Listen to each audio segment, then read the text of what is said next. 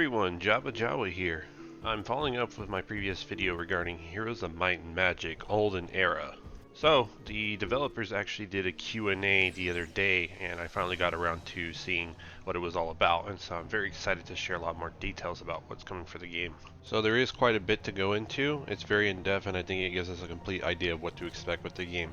So, without further ado, let's get started. The developers stress that there is still a big focus on single player. They have been talking about multiplayer changes because that represents the biggest change, but there will of course be campaigns, lots of scenarios, and everything else that we expect from a Heroes game. The single player experience is still going to be a big focus. They're just going to have to be also focusing on big changes to multiplayer to make an everlasting multiplayer experience. The plan is for early access to be feature complete, so we should have access to pretty much everything from the get-go. The only thing is that the campaign is only going to be about a fourth of what it is actually going to be on the final version, which I agree with. That way there's still something to do once the game launches and the entire game isn't spoiled. Some really good news is there's not going to be any permanently online DRM. There will be some form of anti-cheat for multiplayer, but there shouldn't be any internet connection required for single player. The dev team has also increased from 10 people to 50 people for this game, so it looks like the publisher Ubisoft is a bit interested in seeing where this goes. They are supporting things like cinematic movies, localization, and all that is being added to the budget for the developers, so more people can kind of experience this game. Monetization for early access will be usual for a Steam game. You're going to buy up front and play. DLC's planned, no microtransactions. So it's good to hear that there's no microtransactions planned out, and I'm glad to hear that DLC sounds like they're going to go for more of maybe like a Warhammer 3 approach, where it's more full-bodied. It sounds like with co-op, the developers are thinking about what they could potentially do for some certain scenarios or maps, but the campaign is going to be fully single-player. The map editor will be available on launch, though, for people to create their own cooperative maps. Unfrozen really cares a lot about players being able to share content with each other. Hot Seat will be in. Faction names are Temple, Sylvan, Necropolis, Hive, and one more later on. Of course, Dungeon. Now, we already talked about this yesterday, so I won't go too in-depth in that. The team is planning to actually release more factions during early access if they can, but it's going to be wholly, I guess, dependent on if they're experiencing any kind of success. They did say neutral creatures are confirmed. There will be faction mechanics. Each faction has a theme. For examples of a theme, Temple is going to have a buff mechanic. That buff mechanic can even be used on non-faction creatures that you are able to acquire into your army, and those buffs are supposed to strengthen both the Temple faction and as well as any neutral creatures that you get. The CEO and the team wanted to also stress that they are big fans of Heroes of Might and Magic, specifically 1 through 3, and that is the kind of style that they're going for. Now, a lot of people have been demanding that Paul Romero return to do the music for the series. I'm going to be honest with you, I don't think that's going to happen, and I can kind of show some information on how Paul Romero himself actually replied to a YouTube video, specifically stating that he's wished the music goes well. The team confirmed that they don't know who is going to be doing the music, but that the music is actually in the hands of the publisher Ubisoft, so Ubisoft is going to have the final say-so on who does the music. So I would not expect Paul Romero, but maybe if enough people demand it, I guess it's possible. The team also has plans for developer blogs, so once they'll start going up, I will definitely be paying attention to those. So artifact sets are going to be returning, but they're planning to do some changes to them. For example, you might see sets that help increase buff length or give more initiative to creatures, health, etc. They are planning for it to be more like Diablo's sets rather than the original AB sets that we had. So they did talk about balance, and they said that the kind of balance they're looking at is actually something like Heroes 3. They don't want it to come down to bad towns and good towns, essentially is what they said, but they want it to be in context of templates and builds and how you set up your towns. They don't want it to be very homogenized. They're looking for something where it feels like the strength is contextual and handicaps are interesting, like Might and Magic 3. They are going to be looking at early access feedback a lot to determine how to balance the factions and towns. So they have talked about this a lot, and I'll go ahead and mention it, but they've already been sampling various player bases over the, I guess, course of development for this game already. Mostly players that like Heroes of Might and Magic 3 to get an idea of what design philosophies they might want to add or change or bring over. One of those was that they were looking at RNG abilities, and after talking to a lot of players, they feel like players didn't really have any strong opinions about it, and so they decided not to put any RNG at this time. The min-max damage, morale, and luck system are still in, so they felt like adding RNG abilities on top of that would just be too much. Some high tier units also have several abilities. Ability energy is going to be something that's also coming. Every unit collects energy over time, 1 point per round when attacked and when they attack. When the bar is filled, they can use an ability. Creatures with more than one ability have to pick. Some abilities can be used before acting and some only once per battle. They want the choice of when to activate abilities to be interesting. They really just don't want it to be a bars full press shiny button. They want it to really be thoughtful, almost like if you're playing a card game.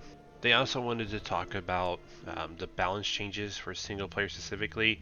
They mentioned that campaign balance and random map balance, for example, will be different from each other because with campaign, you're going to be following the same hero, as well as the fact that it's going to take place over potentially maybe multiple maps. So expect that the campaign will have a different balancing system. Here's a big one, something I talked about the other day. Uplay. Ubisoft Connect is not going to be required during early access, something I said was probably going to be the case. However, they could not confirm nor deny that the Ubisoft launcher will be planned on release. All they said was that the decision to not include the Uplay launcher on early access was decided by the publisher Ubisoft. I can already tell you right now this was something I was very concerned about already, and I have a feeling that Ubisoft is trying to gauge how popular the game is, and if it has some form of popularity, they're probably going to make it hit the Ubisoft launcher. We'll see what happens. Something that was also brought up was the sci-fi aspects of the lore. Now, if you know anything about the original Heroes of Might and Magic, well, actually the Might and Magic franchise as a whole, you'll know sci-fi plays a huge part into it. I'm not going to really go into details or spoil too much about it, just in case you are interested in playing some of the old series games, RPGs, or Heroes of Might and Magic. But essentially there is sci-fi and a lot of sci-fi elements, more than you would actually believe with this series.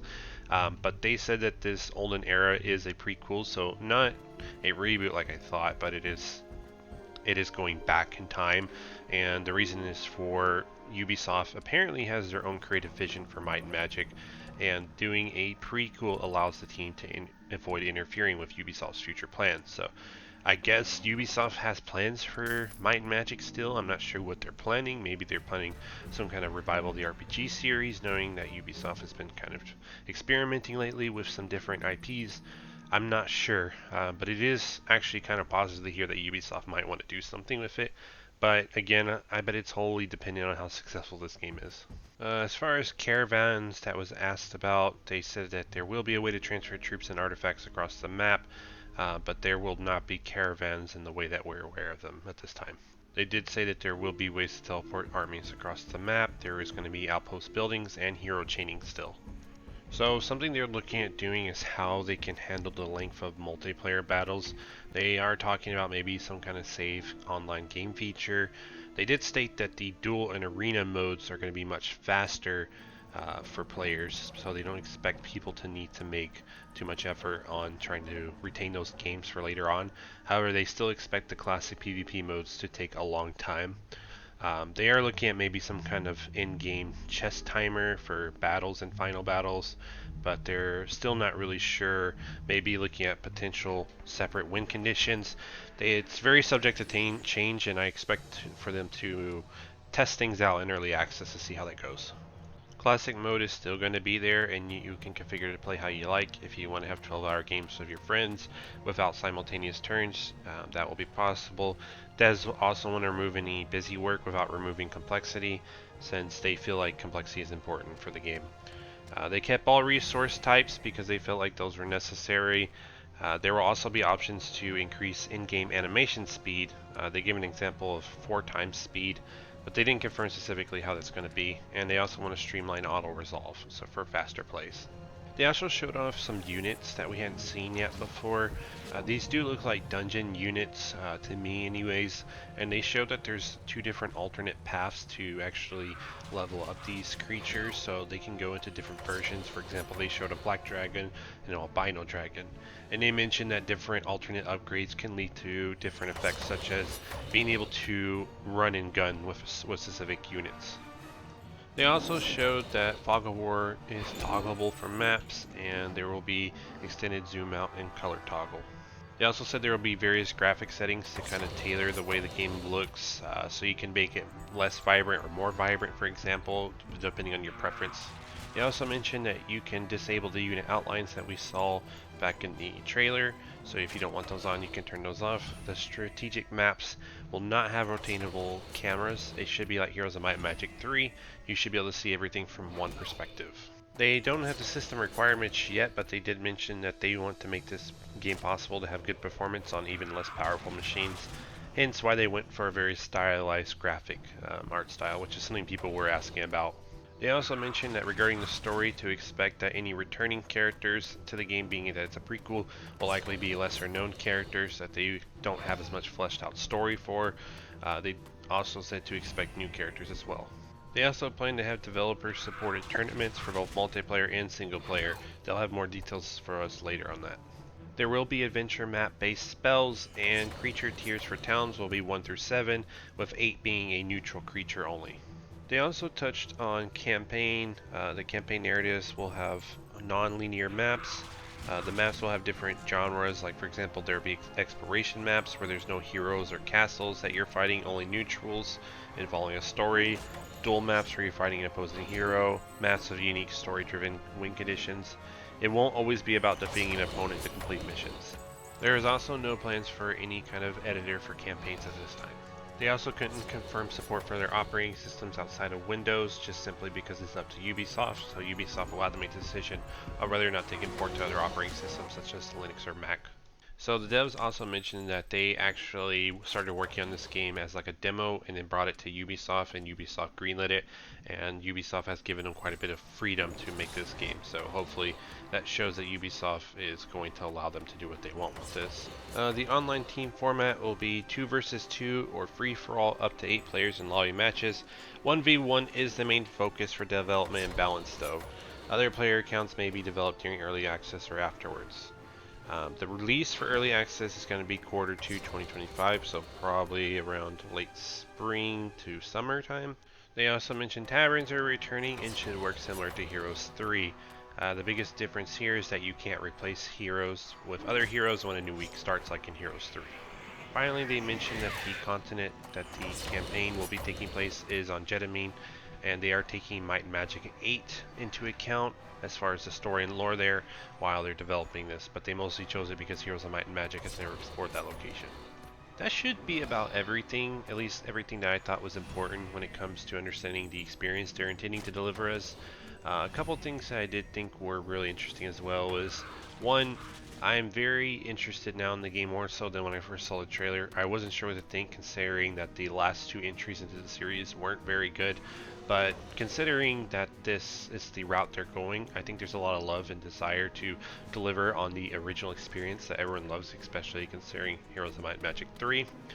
Another thing that was really interesting to me is that Ubisoft is still interested in the Might and Magic license, I guess I should say, or franchise. So it's obvious from this interview that Ubisoft has their ear to the ground about this and they're waiting to see what happens. And I'm sure if things look positive, we might someday see it, maybe a new Might and Magic RPG game, which could be very interesting. Now, I don't know how Ubisoft might write or deliver that, but I very much would like to see them maybe take a crack at it, or get someone to try to take a crack at it. All in all, I think this was a very positive interview, and it shows that Heroes of Might and Magic is not quite done with us yet. And I'm hoping that we have a long, positive future with the franchise still, and that more people can experience this franchise, because going into this, the games are going to be very much like the old-fashioned ones, but with a new coat of paint, and I really think that should help bring in some new players who maybe not experienced or were turned off by the older games because of their age. That is all I have for you today. I do appreciate you taking the time to watch this video. Hopefully it was helpful. I know not too many people are currently covering this game that are English speakers from what I could see, at least on YouTube so far, but there is an English community for this, and I'm hoping that this helps anyone who is looking for more information on the game and doesn't know where to maybe find it. I will continue to look at this game in the near future and see where it goes and make videos on that if that is helpful to you. Please don't forget to like and subscribe if you enjoyed it. You have a good rest of your day and take care. Bye-bye.